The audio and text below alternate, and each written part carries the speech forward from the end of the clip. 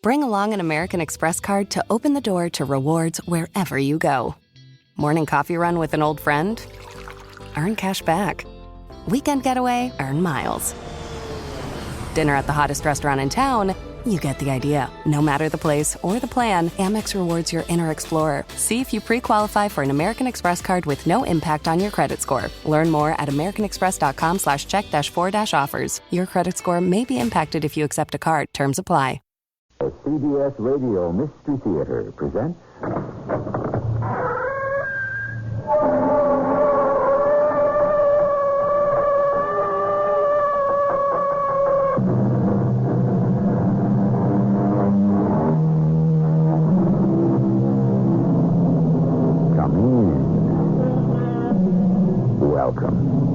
I'm E.G. Marshall.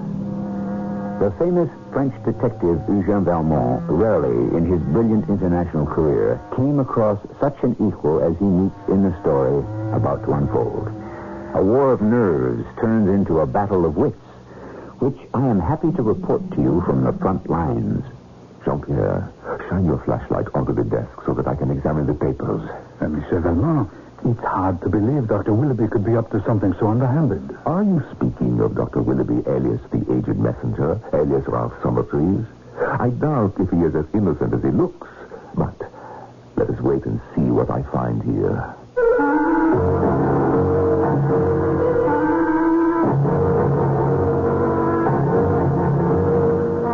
Our mystery drama, adapted from the classic story by Robert Barr, has been dramatized especially for the Mystery Theater by Gerald Keane and stars Norman Rose. It is sponsored in part by Buick Motor Division. I'll be back shortly with Act One.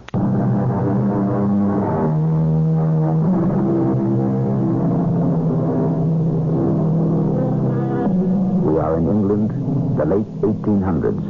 An American president has just been elected, and the London newsboys are shouting something about the defeat of free silver. A man with deep-set eyes and sharp features, wearing a long cape, buys a newspaper and hurries home. He is Eugene Valmont. I simply could not find a cab in the fog, so I walked all the way to my flat. After dinner, I opened the paper and sat before the fire. The eloquent Mr. Bryan had been defeated in the election. I was sorry to read that. A man with such a gift of words. Come in, Jean-Pierre. What is it? Monsieur Valmont, Inspector Spencer Hale is here to see you. At this hour? Or show him in, then. Oui, monsieur. Glad to find you, Valmont. Mind if I shut the door? Of course. It is only the barbaric Americans who leave all the doors in their houses open. But since you make a point of asking, Inspector, I presume you have something of a very confidential nature to discuss. I would say so. A totally unnecessary precaution. My man, Jean-Pierre, is also my assistant. When I decided to retire from the service, he asked to retire with me. Do sit by the fire, Inspector. I see you're reading the evening paper. I'm glad that man Bryan was defeated. These Americans, such strange people. Of course he was defeated. A millionaire running for the presidency in a democracy where the average voter is as poor as a French peasant. Now, what important matter has brought London's chief inspector to my poor apartment on such a night? Valmont, you're a clever man. So when I tell you the question which has brought me here tonight is the same on which the American election was fought, I know I need say no more. Free silver, Inspector? Yes, entirely too free. Tell me, dear friend, have they eluded you? Who? Why, the counterfeiters. I'll be. Valmont, that was just a lucky shot. Perhaps. Well, tell me how you guessed it. Very simple, mon ami. The question on which the American election was fought was the price of silver, which is so low it ruined William Jennings Bryan. Silver troubles America, ergo silver troubles Scotland Yard. It is not the theft of silver, but the price of silver, the very low price. Ergo, someone must be counterfeiting British coins and making a large profit. Valmont, you've hit it. I'll say that for you. Banged it right on the noggin. You see, there's a gang of expert counterfeiters who are putting out real silver money and making a clear shilling on every half-crown. I gather you do not know who the counterfeiters are. No, but we know the man who's shoving the stuff. So you go from A to B and find out. So far, no luck. Which is why I've come to see you tonight. To see if you would do one of your old French tricks for us on the quiet. What French tricks, Monsieur Hale? No offense intended. And I need someone to go through a man's house without a search warrant. Spot the evidence, let me know, and then we'll rush the place before he's had time to hide the goods. Oh, I see. Who is this man, and where does he live?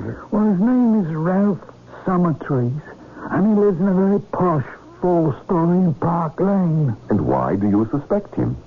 Park Lane is an expensive district to live in. Now, this Summertrees has no ostensible business.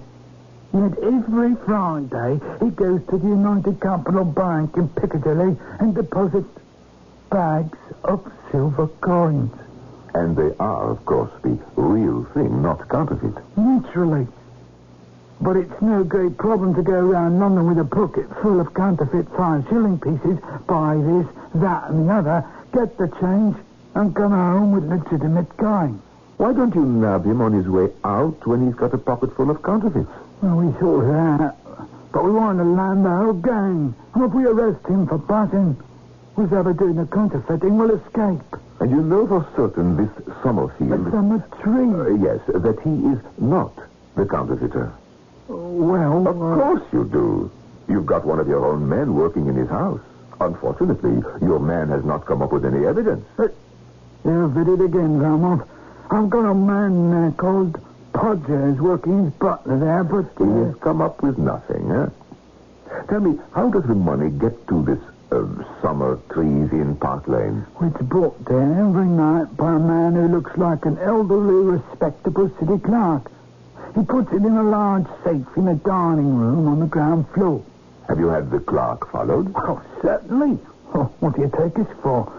Now, according to Podgers, he sleeps every night in the Park Lane house, and in the morning goes to an antique shop in Tottenham Court Road, spends the day there, and every evening returns to Park Lane with a bag of money. And you would rather not arrest and question him either? Well, for the same reason. He's merely a messenger. What good will it do to put the go-betweens in the clink, letting the real criminals escape? Nothing suspicious about the antique shop? And nothing that we can discover. Then let us see what I can discover. Do you happen to have a counterfeit 5-shilling piece on you? Yes, I do. Good, give it to me. I may be able to put it to good use. Oh, my. It certainly is a faithful reproduction. Using pure silver, these counterfeiters can make a 5-shilling piece for practically nothing. I mean, the actual silver is worth no more than 6 pence. Oh, fancy that. Now, to get back to your suspect, Summerleaf... That man is Summertrees. Yes, of course, that's what I meant. But does he have any women servants in his house? No, all men. A butler, a valet, and a French cook. A French cook? This case begins to interest me. Real French cooking. You know, I might take your man Podger's place and play the butler, since I gather he has not discovered anything. Oh, he's done a good job. Everything a man can do. Naturally, he doesn't have your experience. Now, what does this Summerfield do all day? Well, Podger thinks he's a writer. Locks himself up from morning till evening in study. Doesn't he come out for lunch? And now he has a hot plate in his study, makes his own coffee, has a little pantry, and has a sandwich. Pretty frugal fare for Park Lane. Oh, he makes up for in the evening when he has a long dinner with all those fine dishes your people eat done up by his French cook. Sensible man. I must tell you, Inspector, my opinion of your suspect has been gradually rising, and at the same time, my estimate of your Podger has been steadily declining. However, bring the man here tomorrow, and I will ask him a few questions.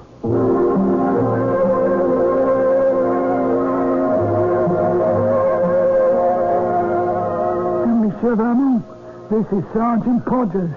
How do you do, sir? Podgers, has this man Summertrees ever stopped you from entering any of his rooms in Park Lane? No, sir. He's been quite open with me, you might say. Last Friday, he went to the safe, took out the money, had me count every shilling, and sent me to the bank to deposit same. To deposit same, Now, what do you think of that, Valmont? Well, frankly, I think he has seen through Podger's disguise and been very sure the scheme is amused by the masquerade. Now then, Podger, about this aged clerk.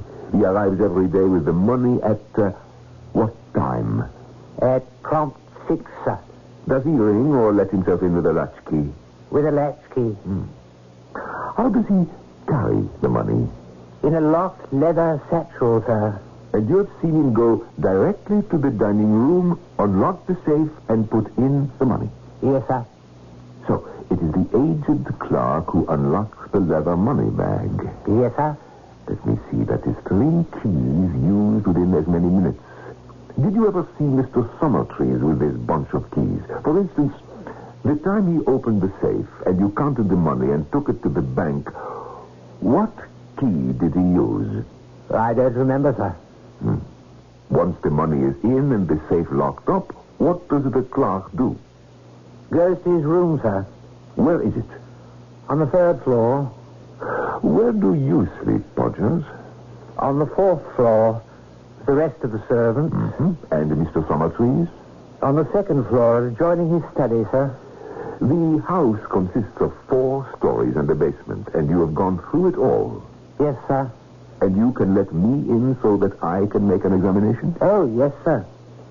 Thursdays is the help's day off, and Mr. Summertrees is always locked in his room, sir. I never disturb him. Podger, you are a sharp, alert, observant man. Thank you, sir. What happens that strikes you as unusual? I can't rightly say, sir. Call to mind some of the other households in which you have been an undercover man. Is there any way in which Mr. Summertrees' establishment differs from them? Well, sir, he does stick to his room, writing pretty close.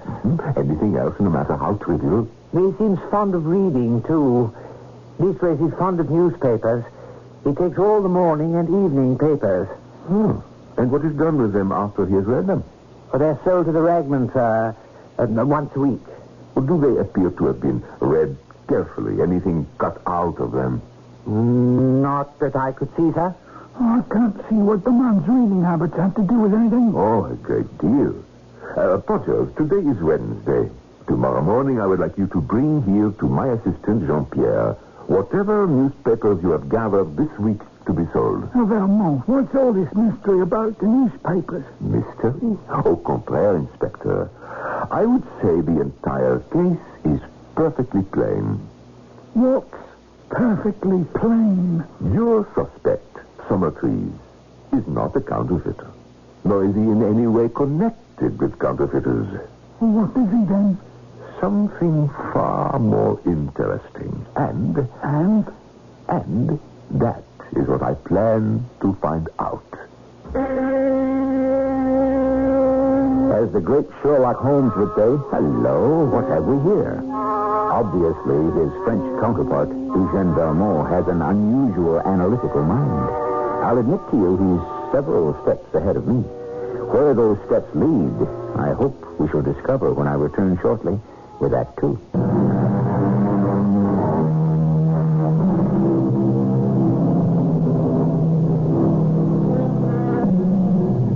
Have you ever noticed how poised and alert is a hunting dog when his senses tell him his prey is not far off?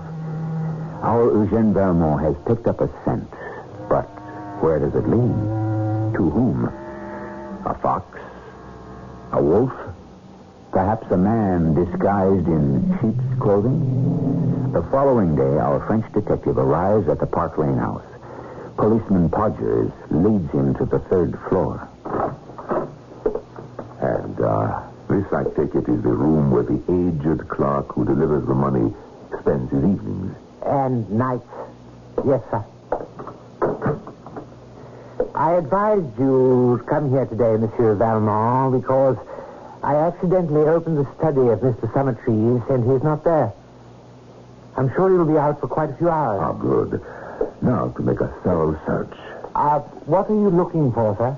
An escape hatch. You tell me that this clerk arrives with the money, puts it in the safe, goes up to this room, remains here all evening or night, and leaves in the morning. Quite right, sir.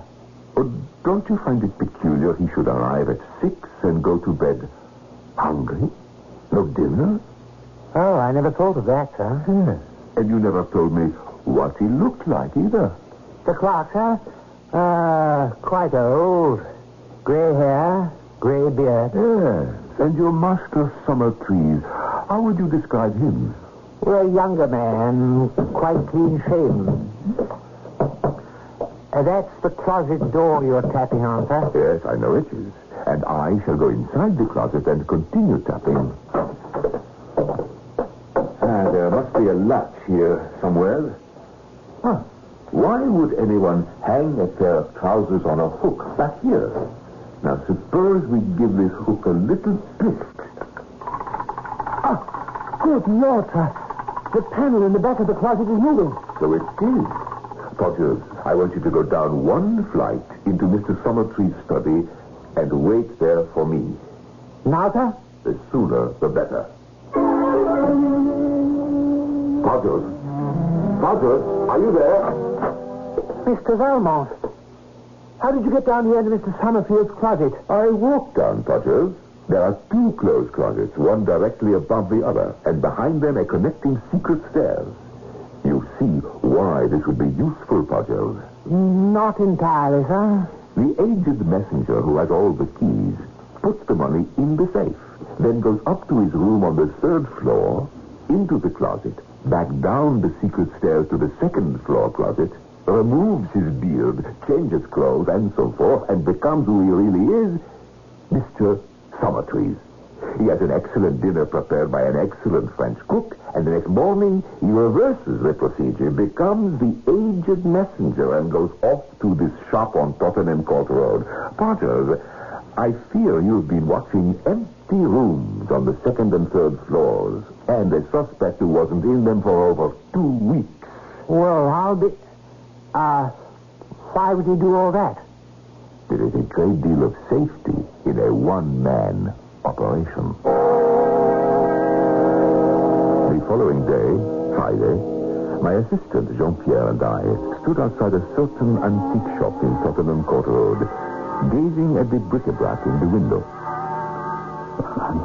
Monsieur Valmont. Look at the trash people sell as antique. No worse, Jean-Pierre, than what people will buy. Did the rather stout Sergeant Podgers deliver a parcel of newspapers this morning? Yes, he brought them for you. Not for me, Jean-Pierre, for you. When we return home, I would like an analysis and a full report by tea time. Oui, monsieur. Now, shall we go inside the shop? What can I do for you, gentlemen? There is a small clock my friend and I saw in your window, standing on a big seashell and covered with little seashells. Tell me, how much is it?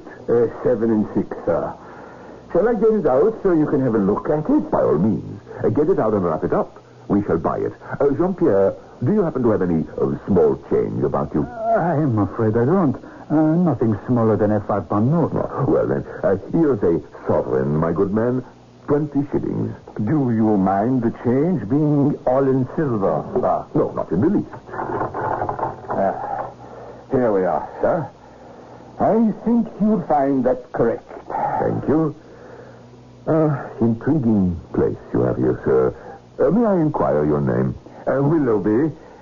Anything else that strikes your fancy? Well, suppose we browse a bit.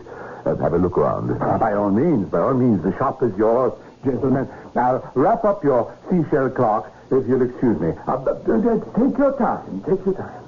Jean-Pierre, did you see that young man who just came into the shop? I did.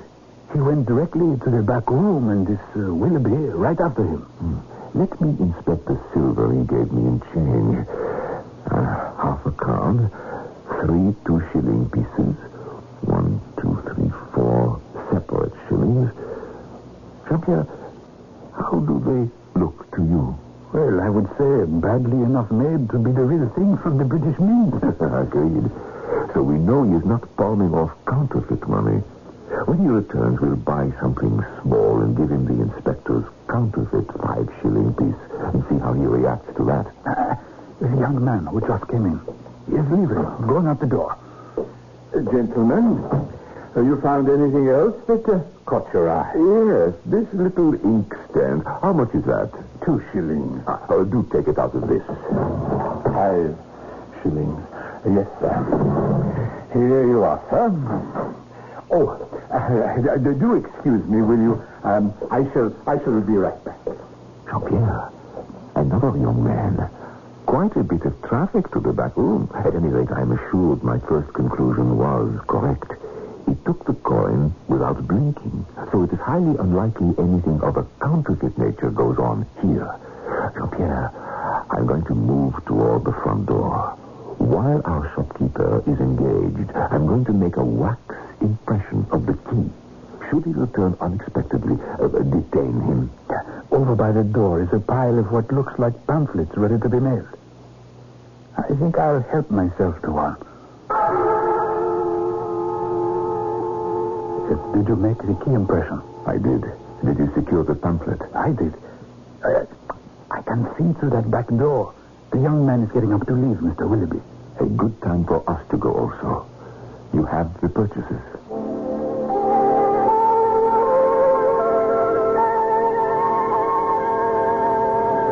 Monsieur Valmont, I have gone over all the newspapers Sergeant Porter's left here. Each one is more or less the same.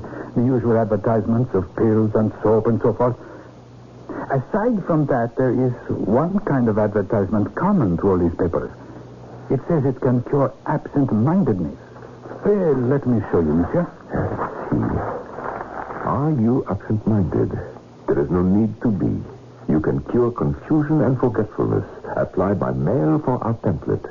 List your personal hobby. No fee, no treatment, no risk. You lose nothing. You may gain peace of mind. Dr. Stanford Willoughby, 1414 Tottenham Court Road, London, WC1. This is one of his pamphlets I picked up at the shop. At the back it says, Dr. Willoughby will neither see patients nor correspond personally. Read and learn. You need not be absent-minded. The good doctor has just secured another patient. I shall write to him that I am very absent-minded, that my hobby is what shall I say, Jean-Pierre? Collecting rare books. Excellent, rare first editions, and I sign my name. What was the name that we used on the Milburn murder case? Alport Webster, sir. You were Alport Webster. You still have the calling card with that name on it to slip onto my mailbox downstairs? I'll attend to it. There was something else I had on my mind to report to you. What would it be? The key. Did you give me the key? That's it, of course. Here it is. I finished an hour ago from your wax impression. Now, let me see. I'll put Webster, card on mailbox, letter to Willoughby, key to shop. Oh, what have I forgotten? The rum in the tea. I forgot that. You know, Jean, it occurs to me we are both getting a bit forgetful. Perhaps Dr. Willoughby will teach us more than we hoped for.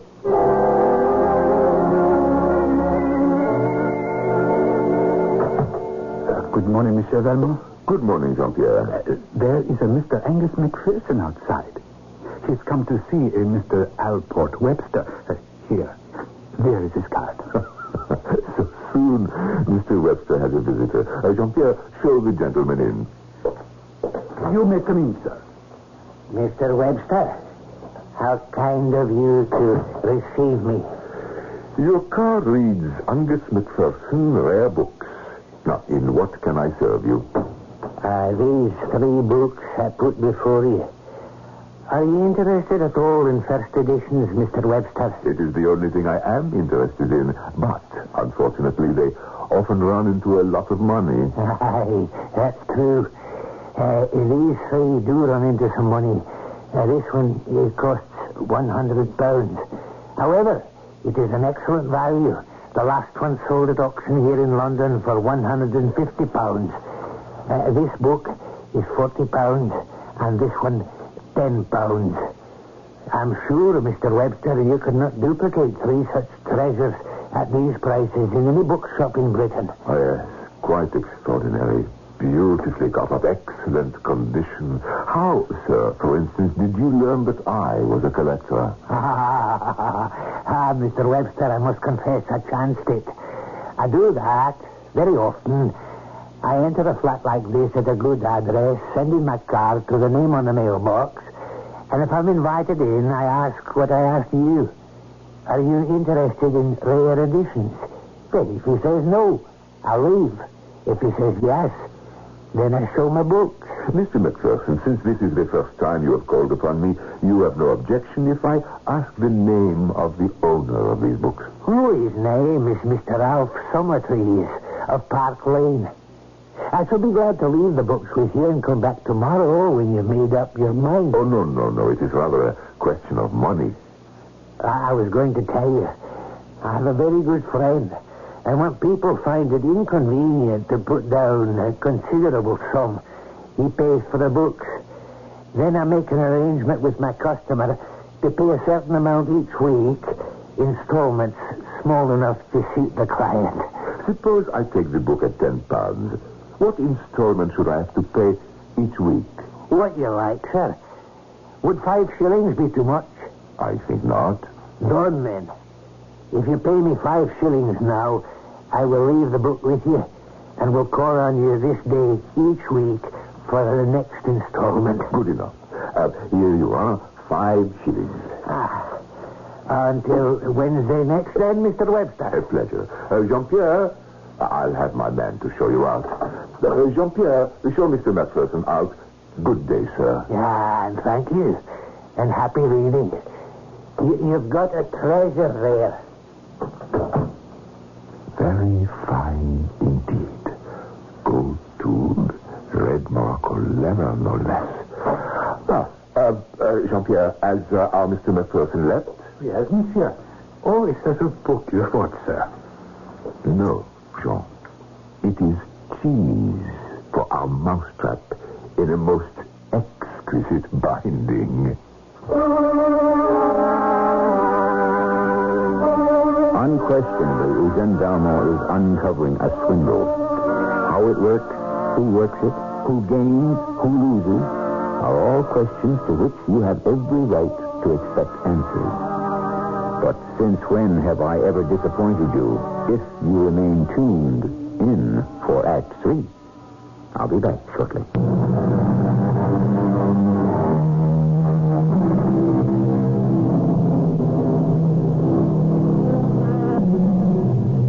Some people live by bending the golden rule. Others would melt it down if they could. Chicanery has been going on for centuries. Even Samuel Johnson warned, saying, if a man really believes there's no difference between virtue and vice, why, sir, when he leaves my house, I count my spoons. Good advice, it seems to me, today as it was 200 years ago. Jean-Pierre, point your flashlight over here, onto the desk. I want to go through it. Nice little antique shop, this. So innocent with its seashell clocks, it's hard to believe Dr. Willoughby could be up to anything underhanded. Dr. Willoughby, alias the aged messenger clerk, alias Ralph Summertrees. Trees. Alias goodness knows how many other people. No, this is not an innocent store by far. Will you look at this collection of calling cards? Angus MacPherson, rare coins. Angus MacPherson, jewels to the connoisseur. Fine furniture. Cards for other accomplices as well. Mr. Rogers, Mr. Tyrrell, and these sheets. Mr. Tyrrell's list, Mr. Carmody's list, Mr. MacPherson's list. There I am, Allport Webster, owing £10 weekly payments, 5 shillings. Except for the calling cards, these sheets are no evidence of wrongdoing, however. Merely a record. Names of clients. Jean-Pierre, I am disappointed. A legitimate record of collections. Too bad. Well, I'll have a look at one of those ledgers on the shelf overhead. Now, this may be something. This is friend MacPherson's account going back several years. 1896, 5, 4, 1893. Well, let's see who his clients were then. There is Lord Semptam. I know the gentleman. Absent-minded old codger.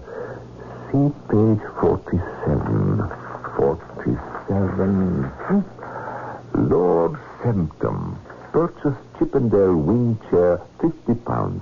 Jean-Pierre, look here. Look here. Lord Semptam has been paying £1 a week for that chair for more than 3 years. Look at this. His lordship has already paid in installments £170. Ah, that's it. That is it. Look at these names of collectors. This Summertrees has been employing a half-dozen collectors who take in weekly installments from these absent-minded buyers long after the debts are paid. I'll take this page of Lord Semptam's account and copy out some names and addresses of friend Angus's present clients, and then we'll be off. Costly business, buying on the installment plan. Yes, especially if you're absent-minded.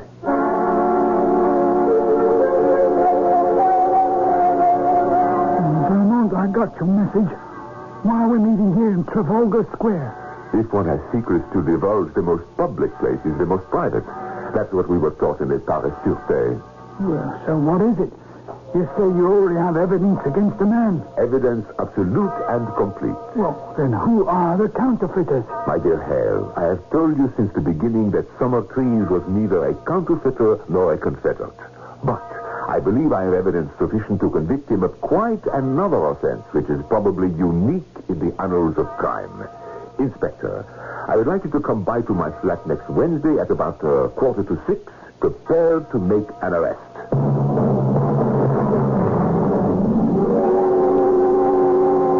Now, Inspector Hale, I should like to stand behind the door, so when it opens, voila, this study of mine will be in complete darkness, except for a light which will shine on you. Oh, bit like theater, what? So, when the young MacPherson fellow enters, he will immediately see you towering there, full height in your official uniform. A frightening sight to behold. Oh, thank you. You see, Hale, I am anxious to study MacPherson's face when he realizes he has walked in to confront a policeman. Oh, what time is it? 1 more minute and our friend will be here to collect his 5 shillings for the book I purchased. Mr. Angus MacPherson. Show him in, Jean-Pierre. Hale, stand quite still in that light. Excellent. Oh, I beg your pardon. I had expected to meet Mr. Webster. Come in, MacPherson. Oh, there you are, Mr. Webster. I didn't see you at first. Sit down, MacPherson. You have called on Lord Semptam this week. Aye, sir. And collected £1 from him? Yes, sir. 3 years ago in October, you sold Lord Semptam a Chippendale wing chair for £50. Quite right, sir. When you were here last week, you gave me Ralph Summertrees as the name of the gentleman who owns the books living in Park Lane. You knew at the time this man was your employer. You also knew that this Summertrees of Park Lane was identical with Dr. Willoughby of Tottenham Court Road. I don't exactly see what you're driving at, sir. It's quite usual for a man to carry on a business under an assumed name. There's nothing illegal about that. We will come to the illegality in a moment. You and Rogers and Tyrrell and 3 others are confederates of this Dr. Willoughby. We are in his employ. But no more confederates than clerks usually are. I think, MacPherson, I have said enough to show you that the game is what you English call up. You are now in the presence of Mr. Spencer Hale of Scotland Yard, who is waiting to hear your confession. Confession? Confederates? I must say, you use extraordinary terms. What have you to say in your defense? Where nothing criminal has been alleged, I see no necessity for defense. If you will be good enough to let me know of what you complain, I shall endeavor to make the point clear to you. I show you this ledger sheet. Have you ever seen it before? Oh, yes. It's been taken from our file. It's what I call my visiting list. Oh, come, MacPherson, why continue this charade? We all know about it. You never heard of Dr. Willoughby, I suppose. Oh, yes, she's the author of a silly pamphlet on absent-mindedness. You are right. Have you ever met this learned doctor? Oh, yes. Dr. Willoughby is the pen name of Mr. Summertrees. Really? Well, we are extracting your confession bit by bit. MacPherson, I think it would be far better if you were honest with us. If you tell me what the charge is, I will then know what to say. We charge you, sir, with obtaining money under false pretenses, a crime that has landed the biggest financiers in jail. No, Valmont, we mustn't threaten, you know. Take, for instance, Lord Semptom. You sold him a chair for £50 on the installment plan. He was to pay £1 a week, and in less than a year, his debt was liquidated. But he is an absent-minded man, as are all your clients. So you kept on collecting and collecting for more than 3 years. Now, do you understand the charge? What you tell me is really a clever little scheme. The absent-minded league, one might call them. Most ingenious. I quite see how you could make such a mistake. You have jumped to the conclusion that we sold nothing to Lord Septim except a Chippendale chair 3 years ago. However, his lordship is a frequent customer of ours and has had many things from us at one time or another. We keep a sort of running contract with him by which he pays us £1 a week. Are you telling me that all your customers deal on the same plan? You keep selling and they keep paying? That visiting list on your desk, Mr. Valmont, is incomplete. To understand it, you must refer to our business encyclopedias. Take Lord Septim. His account is the number 102. Turn to that page of the encyclopedia of 1893. And you will see a list of all the items his lordship has purchased. If you will allow me to use your telephone for a moment, I will ask Mr. Summertrees to bring you the encyclopedia for 1893, and in 15 minutes, you will be satisfied that everything is legitimate. May I use your phone? Just a moment, I'll do the telephoning. What's his number? Hyde Park 140. Hello, Central. Get me Hyde Park 140, please. These encyclopedias contain the real secret of our business and are kept in Mr. Summertrees' safe.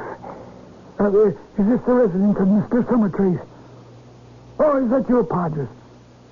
Is Mr. Summertrees in? Oh, very well. This is Hale. I'm in Valmont's flat. Yes, where you were the other day. Very well.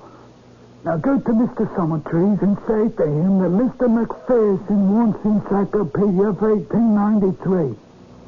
Did you get that? Oh, yes, he'll understand what it is. Mr. MacPherson wants it. Right. No, don't mention my name at all. Just say that Mr. MacPherson wants it and that you're to bring it. You get into a cab and come here as quickly as possible. We're waiting. Of course, Inspector Hale, you know your business best. But if your man arrests Summertrees, he'll make you the laughing stock of London. But while we're waiting, Monsieur Valmont, may I remind you owe me 5 shillings this week's installment. Of course. Here you are. Are you connected with Scotland Yard, Monsieur Valmont? No, not at all. Well, I can't think of anything else to say to pass the time. I suppose we shall just have to sit back and wait.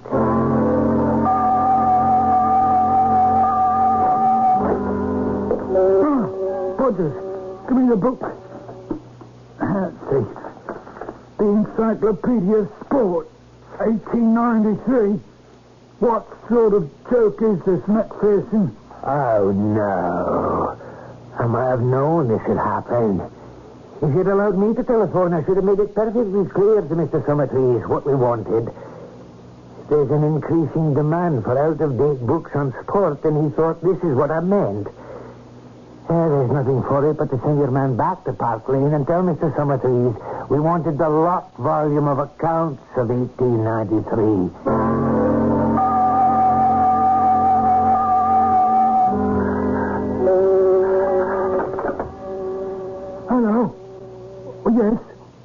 This is Monsieur Valmont, President. Oh, yes, Mr. MacPherson's here. What? I can't hear you.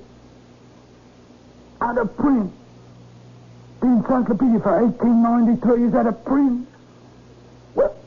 Wait, who is this speaking? Dr. Willoughby? Hello? Hello?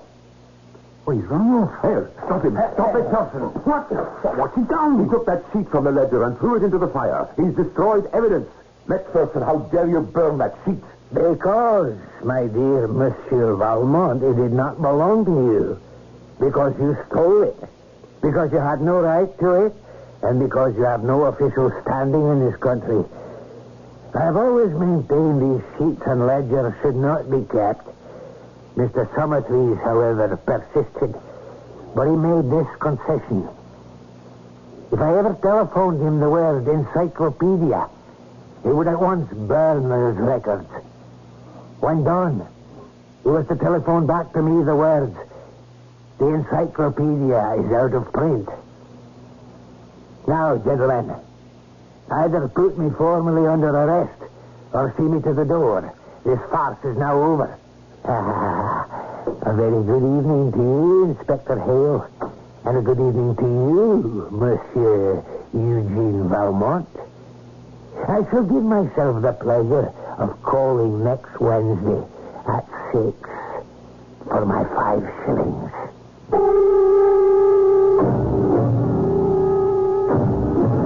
Believe it or not, the inspector from Scotland Yard and the retired detective from the French Sûreté are still friends. However, there is one certain case they never talk about. Nor do the words absent-mindedness or counterfeiting ever come into their conversation. And if one of them happens to say, every cloud has a silver lining, the other turns pale. I shall be back shortly.